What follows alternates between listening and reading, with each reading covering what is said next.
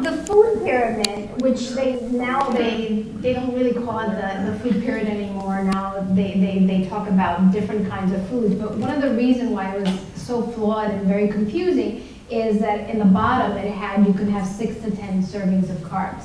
But they had pictures of cereal, a bowl of cereal, a bowl of rice, a bowl of pasta, and they weren't clear that a bowl of cereal may have 3 to 4 servings. And a bagel has 5 servings, and a cup of rice is 3 servings. So when they said 6 to 10, I think everybody thought that they can have 6 to 10 different things. And the food pyramid was also a little confusing because it pushed people to eat more carbohydrates.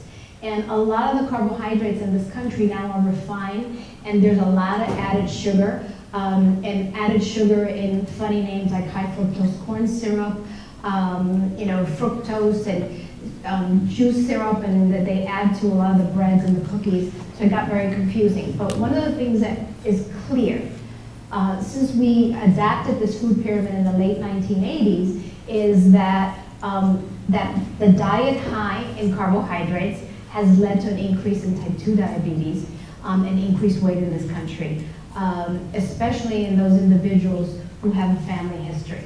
So simple carbohydrates are fast-acting carbohydrates, are carbohydrates that our body uses rapidly. Juice, soda is a very good example. And if you guys are going to do Sugar Shop, you'll realize how much sugar is in a lot of the foods that we eat and drink. And then complex carbohydrates are mostly natural types of products. For instance, fruits and vegetables, because vegetables do also have some carbohydrates, but they don't have a lot of carbohydrates, and the carbohydrates that they have also contain fiber, like a sweet potato. It basically has fiber, it has sugar, but it's in a way that nature wanted us to have it.